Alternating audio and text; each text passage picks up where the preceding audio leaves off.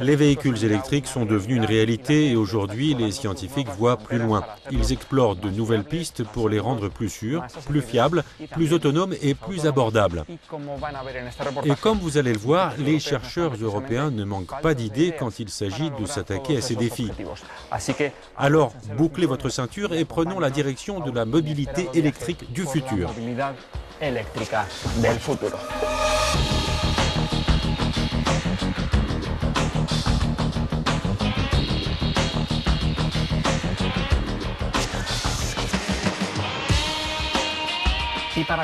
Commençons avec cette drôle de voiture qui, d'après ses concepteurs, s'adapte à tous les goûts. Non seulement parce que ses cellules photovoltaïques alimentent ses batteries, mais aussi parce qu'on peut y faire à manger.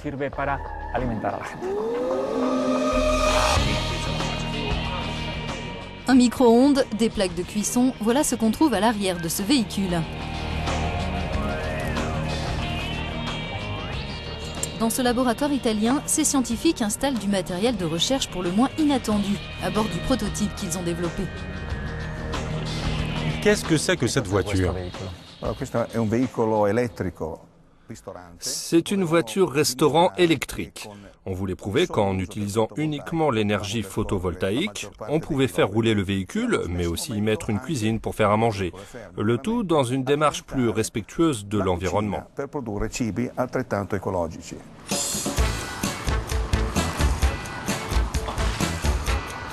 Ce véhicule a été conçu dans le cadre d'un projet de recherche européen qui vise à ouvrir la voie à de nouveaux véhicules électriques, légers, citadins et modulaires.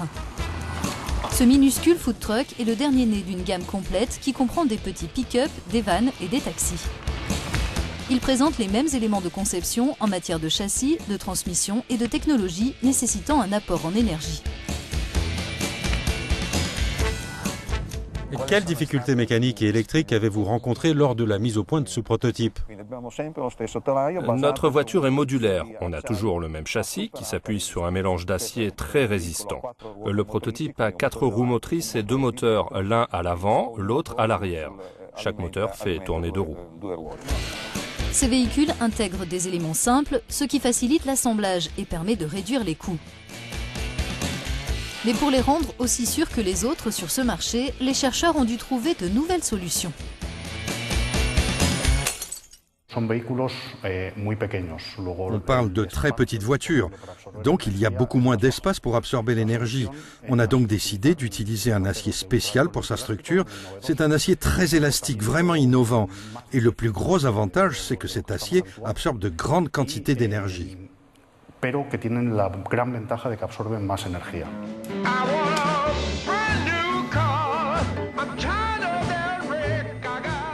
Les 2 moteurs de la voiture comportent des aimants, mais pas de matériaux à base de terres rares, des métaux à l'exploitation coûteuse et nuisibles à l'environnement. Une option plus économique donc. Par ailleurs, les roues ont une fréquence de rotation qui peut aller jusqu'à 9000 tours par minute. Les exigences dans ce genre de traction électrique, ce sont essentiellement un haut rendement, une forte densité de puissance et une vitesse constante. C'est ce que nous avons essayé de mettre au point. Le fait que cette voiture dispose de 2 moteurs offre des avantages. Les 2 moteurs donnent plus de flexibilité au véhicule et cela améliore ses performances d'accélération. Ce sont ses principaux atouts. À présent, ces scientifiques sont en train de tester la fiabilité et l'ergonomie de leur modèle.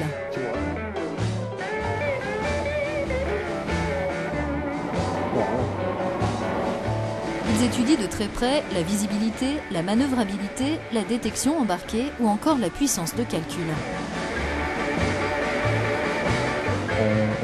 Notre objectif, c'était de développer un véhicule véritablement high-tech, doté de technologies de pointe, qui soit aussi sûr qu'un avion et aussi peu coûteux qu'une machine à laver. Dans les années 90, le grand défi, c'était de faire entrer les téléphones portables dans tous les foyers. Aujourd'hui, notre but, c'est de mettre l'une de ces voitures dans les garages de tous les Européens. Tout en continuant leurs tests de validation, parfois savoureux, les chercheurs disent aujourd'hui être prêts pour l'étape ultime. Quand pensez-vous pouvoir produire ce véhicule ?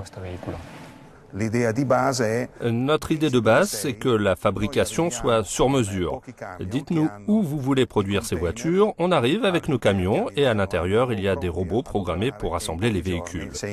Donc, en seulement quelques jours, vous allez être capable de produire des véhicules électriques que nous estimons sûrs, fiables et performants et qui sont alimentés en majeure partie par des sources d'énergie renouvelables. La production industrielle de ces véhicules modulaires pourrait démarrer dans moins de 2 ans, d'après l'équipe de recherche. Mais comment garantir la sûreté et la fiabilité technique des modèles électriques existants et futurs et de leurs bornes de recharge? C'est à cette question que veulent répondre d'autres scientifiques dans ce laboratoire du nord de l'Italie.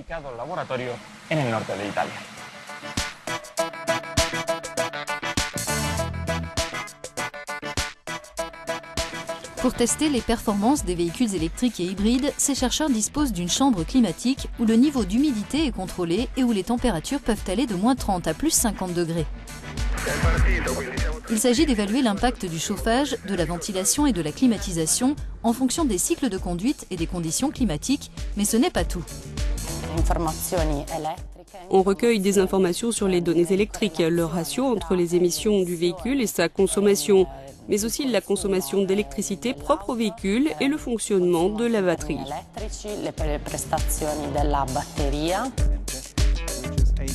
Dans cette autre chambre, on analyse les émissions électromagnétiques générées par les voitures électriques lors de l'accélération, la conduite et le freinage. Des antennes de réception et des récepteurs servent à mesurer les éventuelles interférences avec les fréquences de communication. On teste aussi la résistance des véhicules électriques aux champs électromagnétiques extérieurs. Pourquoi est-ce important de mesurer les champs électromagnétiques autour de la voiture?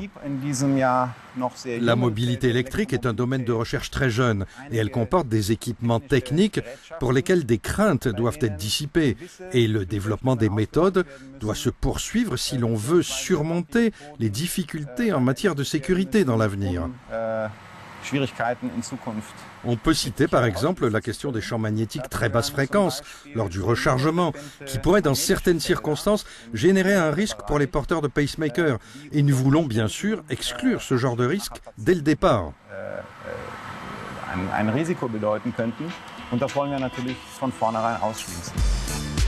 Autre domaine d'étude, l'interopérabilité des systèmes d'alimentation et de communication en jeu lors de la recharge des véhicules. Les chercheurs travaillent par exemple sur des réseaux électriques intelligents qui intègrent des sources d'énergie renouvelables. Imaginons une future application pour smartphone qui vous permette de réserver une borne de recharge pour votre voiture électrique. Vous la réservez, vous y allez, vous rechargez votre voiture. Cela pourrait sembler très simple, il vous faudrait seulement 30 minutes pour faire tout ça. Mais ça nécessite de coordonner en temps réel de 10 à 15 intermédiaires, systèmes et composants différents. C'est très complexe. Et c'est à quoi on s'attaque dans nos laboratoires. On veut une bonne collaboration entre tous ces acteurs techniques.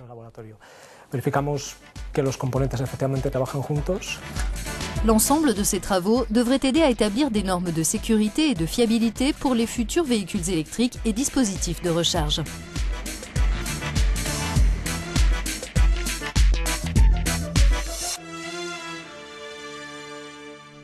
Certains rêvent de véhicules électriques de plus en plus sophistiqués, mais aujourd'hui, leur manque d'autonomie reste leur talon d'Achille. La plupart des modèles actuellement sur le marché ont encore un rayon d'action très limité, une difficulté que cette autre équipe estime être en train de surmonter grâce à cette petite remorque.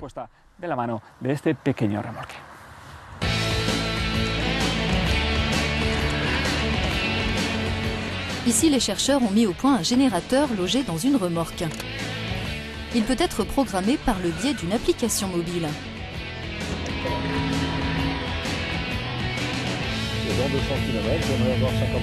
Le dispositif, conçu comme un prolongateur d'autonomie, permet d'envisager de longs trajets. L'énergie provient d'un petit moteur à essence. Sur l'autoroute, quand on roule à 100 km/h, on a peut-être 100 km d'autonomie avec une voiture électrique. Avec Hippie Thunder, on peut faire 500 km, puis au bout de 500 km, on refait le plein d'essence et on repart.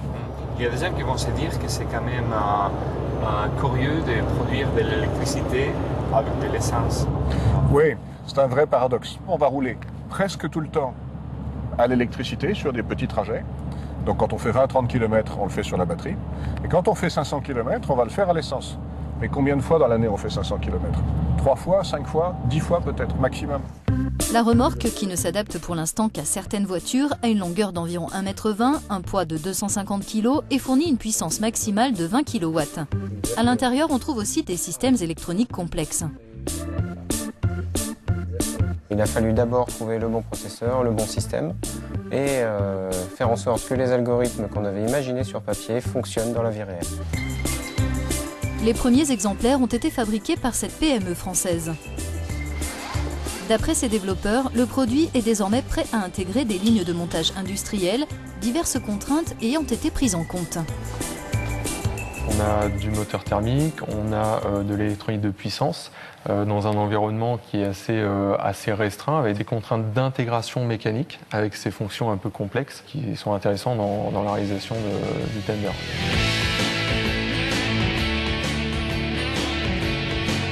Les concepteurs de la remorque travaillent sur un modèle commercial fondé sur la location.